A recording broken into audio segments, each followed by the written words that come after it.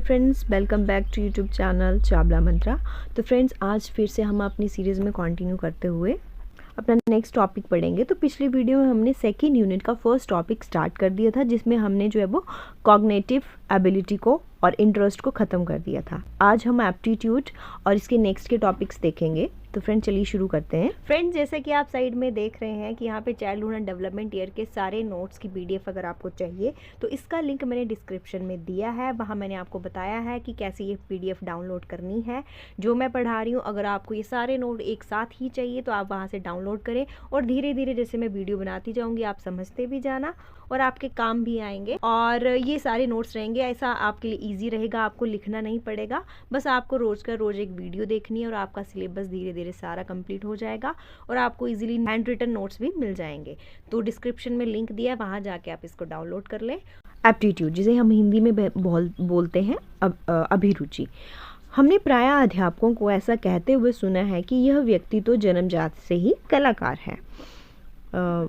गणित में विशेष योग्यता, कोई बच्चा गणित में विशेष योग्यता रखता है। मोहन एक अच्छा वक्ता है।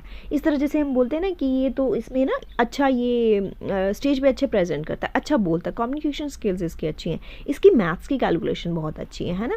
इस प्रकार के कथन जो हम हमेशा यूज़ करते हैं। इन योग्यताओं के आधार पर व्यक्तियों का विशेष क्षेत्रों में रुझान ढूंढा जाता है। इन्हीं प्राकृतिक रुझानों या योग्यताओं को ही अभिरुचि कहा जाता है। बुद्धि के अतिरिक्त अभिरुचि व्यक्ति का एक महत्वपूर्ण लक्षण है जो किसी पाठ्यक्रम या व्यवसाय में सफलता की भविष्यवाणी कर सकता है। जैसे अभिरुचि से आपने क्या समझा कि वो गुण व्यक्ति में जो किसी के क्षेत्र में उसको विशेष बनाते हों। जैसे कि कुछ बच्चों की कम्युनिकेशन स्किल बहुत अच्छी होती है, लेकिन हमें उनको देख के पता चल सकता है ये कम्युनिकेट अच्छा कर सकता है, इसकी कहीं यहाँ पे मतलब अच्छा कंट्रोल है कम्युनिकेशन पे। कुछ बच्चों का जैसे अब हम सब्जेक्ट्स में ले रहे हैं तो कुछ बच्चों की कैलकुलेशन बहुत फास्ट होती है ना, जिसको हमें मतलब देख के हम बोल सकते हैं कि इसको अगर थोड़ा सा और पुश किया जाए तो इसकी कैलकुलेशन और स्ट्रांग हो सकती है। तो उसी चीज़ को हम एप्टीट्यूड कहते हैं। तो टाइप्स ऑफ एप्टीट्यूड क्या है? दस्तकारी कार्यों की अभिरुचि है ना, संगीत तथा कला की अभिरुचि, डॉक्टरी व्यवसाय के लिए अभिरुचि, वकालत के लिए अभिरुचि, इंजीनियरिंग के लिए अभिरुचि, कौशल व्यवसाय के लिए अभिरुचि। तो हमारा जो एप्टीट्यूड है अलग अलग क्षेत्रों में बच्चों का अलग अलग हो सकता है ना। जैसे हम इसको मेज़र कैसे करते हैं फ्रेंड्स, इसको मेज़रमेंट के कुछ हमारे पॉइंट्स हैं। जैसे लिपिक अभिरुचि परीक्षण, इसमें हमारे कुछ टेस्ट होते हैं जिनसे हमें पता चल सकता है कि इनको हम मेज़र कैसे करेंगे। जैसे जिसमें लिपिक अभिरुचि परीक्षण निम्नलिखित होते हैं, जैसे कि मनीसोटा लिपिक अभिरुचि परीक्षण है। यह परीक्षण जो है वो इंटरव्यू द्वारा विकसित किया जाता है। इसे उद्योग तथा निर्देशन में बहुत प्रयोग किया जाता है। इसके दो उप परीक्षण हैं, जैसे सामान्य लिपिक अभिरुचि परीक्षण और कल की अभिरुचि ए तथा बी। तकनीकी अभिरुचि परीक्षण जैसे कि है institute of vocational guidance, Maharashtra सरकार द्वारा तैयार किया गया एक स्कोलेस्टिक किया गया स्कोलेस्टिक अभिरुचि परीक्षण। इन परीक्षण को करके हम बच्चों की एप्टीट्यूड का पता कर सकते हैं। नेक्स्ट है हमारा वैज्ञानिक अभिरुचि परीक्षण, जैसे NIE द्वारा तैयार किया गया है। इसी प्रकार AKP सिन्हा तथा एलन के सिन्हा द्वारा तैयार किया गया परीक्षण। इसी परीक्षण विभिन्न प्रकार की अभिरुचियों के मापन के लिए विभिन्न परीक्षणों का विकास किया गया है। अनुसंधान कार्य में इन परीक्षणों का प्रयोग करके सार्थक परिणाम निकाले जा सकते हैं। जैसे हम कभी जैसे इंटरव्यूज़ अभी तक तो आपने पता नहीं फेस किए नहीं किए हैं, लेकिन जब भी हम किसी प्राइवेट कंपनी में इंटरव्यूज़ देने जाते हैं तो जैसे हम पूछते हैं ना कि आप किस चीज़ में आपकी स्किल अच्छी है, मतलब आप किस चीज़ में अच्छे हैं, तो वह हम अपना एप्टीट्यूड बताते हैं कि मैं इस चीज़ में ज़्यादा अच्छी हूँ, मैं एक लीडरशिप, मेरे में लीडरशिप क्वालिटी बहुत सही है। तो वहाँ पे हमारा एप्टीट्यूड टेस्ट थोड़ी देर के लिए हमारा लिया भी जाता है। एप्टीट्यूड में ना बच्चों को देखा जाता है ये किस फील्ड में ज़्यादा अच्छे हैं, तो उनको वैसे काम दिया जाता है। तो जैसे है अभी हमारा नेक्स्ट है क्रिएटिविटी। तो फ्रेंड्स, क्रिएटिविटी का क्या मतलब है? इसको हिंदी में बोलते हैं हम सृजनात्मकता। वैज्ञानिक, तकनीकी तथा औद्योगिक विकास के आधुनिक युग में विभिन्न क्षेत्रों के अंतर्गत प्रतिदिन नूतन आविष्कार हो रहे हैं। इनमें से अधिकांश आविष्कारों के पीछे जहां वैज्ञानिकों का अथक परिश्रम छिपा है, वहीं उनकी सृजनात्मकता का भी योगदान कम नहीं है। पहले यह माना जाता था कि केवल लेखक, कवि, चित्रकार, संगीतकार आदि व्यक्ति ही सृजनात्मकता होते हैं, परंतु अब यह माना जाना लगा है कि मानव जीवन के प्रत्येक क्षेत्र में सृजनात्मकता की अभिव्यक्ति हो सकती है। लेकिन जैसे अभिव्यक्ति, जैसे आप क्रिएटिविटी को, जो इंसान बहुत मतलब क्रिएटिविटी क्या है, किसी भी काम को करने की एक नया तरीका, एक अलग हट के तरीका, वो ही हमारी क्रिएटिविटी है ना। जैसे हम बोलें कि हाँ कि मैं मतलब किसी बॉल को किक इस तरीके से करता हूँ, हर कोई बॉल पैर से किक करेगा, हिट करेगा उसको, लेकिन कई बच्चों के बोलते हैं इसको किक करने का मेरा तरीका देखना, मैं वो बहुत अलग तरह से उसको किक करेगा। तो वही हमारी क्रिएटिव, किसी भी चीज़ को सामान्य तरीके से करने के अलावा किसी और तरीके से करना, मतलब हट के करना थोड़ा किसी चीज़ को, है ना, अलग तरीके से उसको कार्य करना, तो वही हमारी क्रिएटिविटी है। तो कक्षा में सृजनात्मक की वृद्धि की प्रविधियाँ बताओ। जैसे कि इसमें बोला ना कि techniques for fostering creativity in students, जैसे कि माना कि स्कूल में बच्चों को क्रिएटिविटी किस तरह से सिखानी चाहिए, या फिर क्रिएटिविटी उन बच्चों में आए, ऐसा क्या करना चाहिए स्कूल्स में। तो देखो, प्रत्येक राष्ट्र का ये कर्तव्य होता है कि सृजनशील बच्चों की पहचान करें। सबसे पहले तो आपको पता होना चाहिए कि इस बच्चे में ये थोड़ा हटके कुछ किसी काम को कर रहा है, तो इसको और कैसे स्किल्ड बनाया जाए और इसकी क्रिएटिविटी को कैसे निखारा जाए। तो सबसे पहले तो आप उन बच्चों को पहचानिए कि जिसमें थोड़ा क्रिएटिव नेचर हो, है ना। तो सृजनात्मक का विकास करें। सृजनात्मकता विश्व, राष्ट्र तथा व्यक्ति के विकास में एक नया मोड़ प्रदान करती है ना। अब देखो, आज हम आप देखो AI क्षेत्र हमारा ना, आर्टिफिशियल इंटेलिजेंसी, ये भी तो एक क्रिएटिविटी थी, किसी काम को आर्टिफिशियल तरीके से करना, है ना। तो आज हमारी जो मॉडर्नाइजेशन हो रही है, किसी काम को, हर चीज़ को देखो, पहले हम खाना कैसे पकता था, है ना। पहले हम नॉर्मल चूल्हे पे खाना पकाते थे, लेकिन फिर हमारी गैस आई, गैस के बाद अब इंडक्शंस आए हैं ना, इलेक्ट्रिक इंडक्शंस आए हैं। तो सारी ये क्रिएटिविटी तो है, किसी चीज़ को हट के खाना, वो भी चीज़ें खाना ही बना रही हैं, लेकिन देखो हमारे सोर्सेस चेंज हो रहे हैं। किसी ने क्रिएटिव तरीके से ये बताया होगा, अच्छा ऐसे भी पक सकता है ये खाना, अच्छा किसी के क्रिएटिव दिमाग में सारे इनोवेशंस किए होंगे। तो ये इसका बहुत इंपॉर्टेंस है हमारी दिनचर्या में, हमारे इस आज के जीवन में। यदि इसे उचित परीक्षण तथा शिक्षा के पर्याप्त अवसर प्रदान किए जाएँ तो ये व्यर्थ नहीं जाएगी। ये मेरा मानना है कि बच्चों को आप क्रिएटिव बनाएं। बालकों में सृजनात्मक के विकास के लिए मौलिकता, लचीलापन, जैसे बोला ना कि क्रिएटिविटी के लिए क्या चीज़ें हैं, मौलिकता, लचीलापन, फ्लेक्सिबिलिटी, विविध चिंतन, आत्मविश्वास, सतत परिश्रम, ये सारी चीज़ें हों तो क्रिएटिविटी को और अच्छे से निखारा जा सकता है। जैसे विचारों की स्वतंत्रता, देखो बच्चों को हम ऐसे रिस्ट्रिक्ट करें, अच्छा इस क्वेश्चन को इस तरीके से सॉल्व करना, जैसे अभी हमने देखा है ना, एज यूजुअल स्कूलों में क्या किया जाता है कि बच्चों को टीचर जिस मैथड से क्वेश्चन करवा दिया है तो वो एक्सपेक्ट करती है कि वो सारे क्वेश्चन उसी मैथड से करें, इवन वो किसी और तरीके से भी हो सकते हैं। तो ये कभी नहीं करना चाहिए। बच्चे जिस भी तरीके से, जितने भी तरीके से उस क्वेश्चन को सॉल्व कर सकता है तो उसको करने देना चाहिए, मतलब उसको वो स्वतंत्रता होनी चाहिए बच्चे को कि अगर आपके पास क्रिएटिविटी है इसको और तरीके से आंसर निकालने की, तो आप निकाल सकते हैं।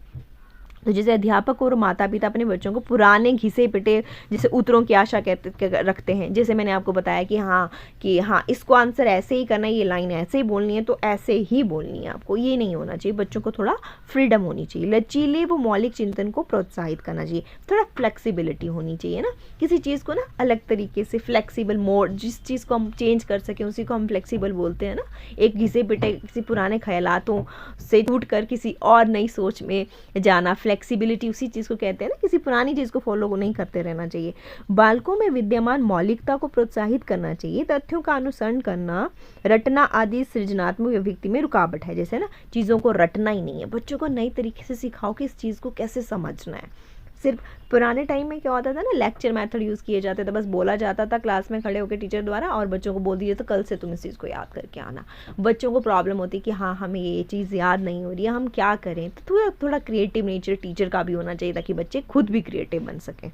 फ्रेंड्स, अगर आपको इन नोट्स की PDF चाहिए तो मेरे डिस्क्रिप्शन में लिंक दिया है, आप वहाँ जाके इनको डाउनलोड कर सकते हैं। अभी देखो नेक्स्ट है हमारा पर्सनैलिटी। व्हाट इज़ पर्सनैलिटी, जिसे हम व्यक्तित्व कहते हैं। व्यक्तित्व को परिभाषित करें, व्यक्तित्व की विशेषताएं बताएं, व्यक्तित्व को प्रभावित करने के कारकों का वर्णन करें। इस तरह से आपको फाइनल एग्जाम में क्वेश्चन आ सकता है। तो लिखा है कि शिक्षा मनोविज्ञान मानव व्यवहार का अध्ययन करता है। जैसे हमारा what is education psychology, that studies the human behaviour, है ना। तथा व्यवहार व्यक्ति की अभिव्यक्ति है, कोई व्यक्ति जैसा व्यवहार करता है वैसा ही उसका व्यक्तित्व प्रकट होता है ना। व्हाट इज़ पर्सनालिटी, कैसे हम खुद को प्रेजेंट करते हैं, कैसे हम किसी के साथ व्यवहार करते हैं, किसी भी चीज़ को हम किस तरह से टैकल करते हैं, that is our personality actually.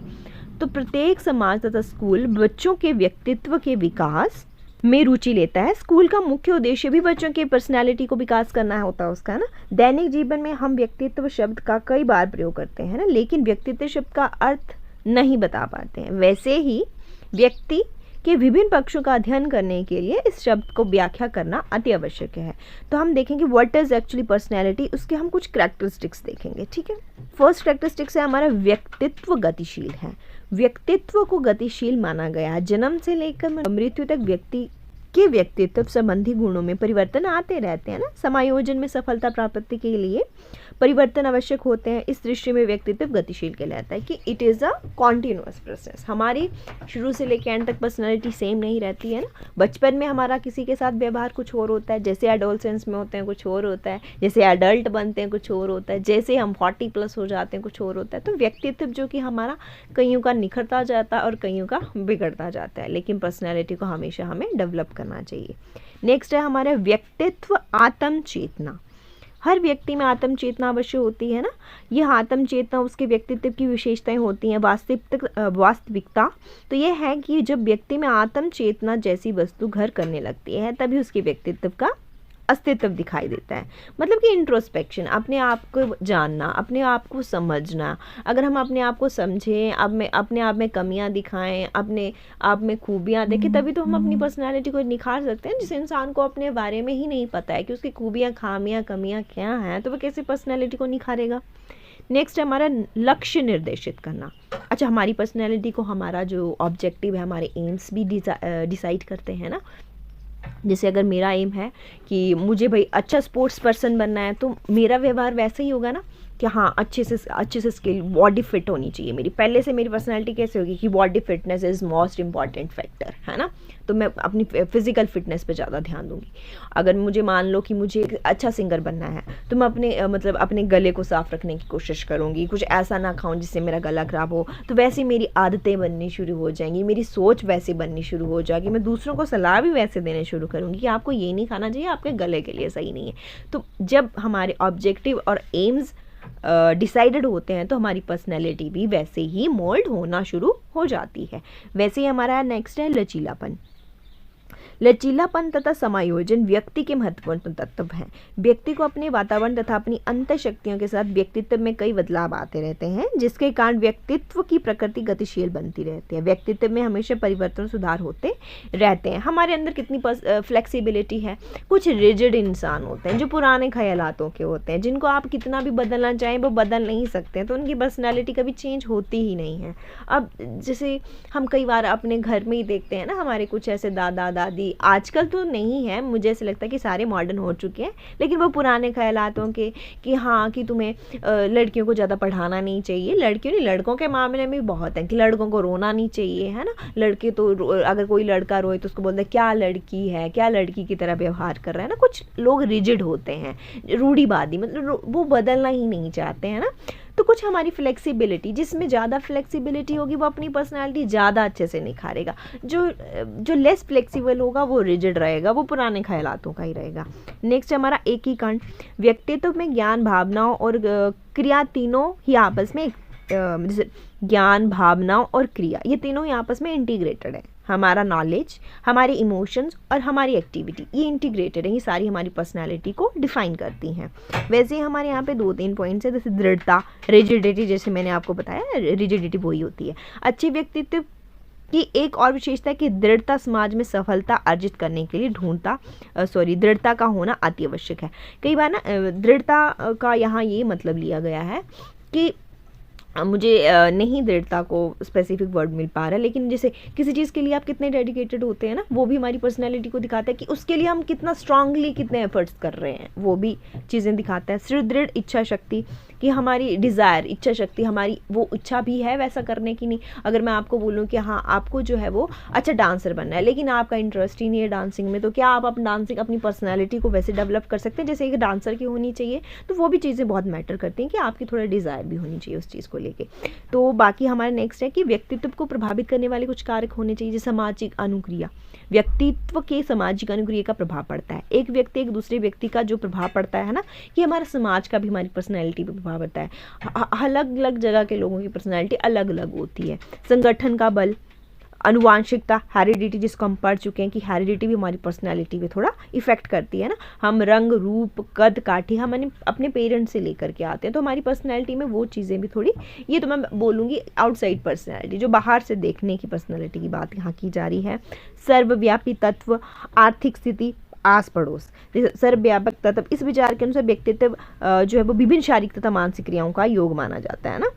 आर्थिक स्थिति भी हमारी पर्सनालिटी को वैसे ही डेवलप करती है ना। जो कमज़ोर वर्ग है, जो हम जैसे जो कमज़ोर वर्ग के जो लोग हैं, वो हमारी पर्सनालिटी कैसे होगी ना, चीज़ों को जोड़ जोड़ के रखना, थोड़ी कंजूसी दिखाना, ज़्यादा खर्च नहीं करना, वैसे हमारी पर्सनालिटी होती है। लेकिन जो अच्छे आर्थिक रूप से जो स्ट्रॉन्ग फैमिलीज़ होती हैं, उन वहाँ मतलब वो ज़्यादा नहीं सोचते, मैं नहीं बोलूँगी पैसे उड़ाते, वो ज़्यादा नहीं सोचते हैं। उनको जो चीज़ें पसंद आती हैं, अच्छा वो खुले दिल के भी हो जाते हैं ना, कई बार वो खुले दिल के भी होते हैं, तो वैसे हमारी पर्सनैलिटी डिफ़ाइन होती है। तो ये सारे जो हम थे, जो हमारी पर्सनैलिटी को इफ़ेक्ट करने वाले तत्व थे। तो फ्रेंड्स, इसी के साथ आज का हमारा टॉपिक ख़त्म होता है। नेक्स्ट टॉपिक हम अगली वीडियो में करेंगे। तो फ्रेंड्स, जिनको भी इन नोट्स की PDF चाहिए, तो आप इस वीडियो की डिस्क्रिप्शन के लिंक में जा सकते हैं, वहाँ से डाउनलोड कर सकते हैं। तब तक के लिए थैंक यू सो मच।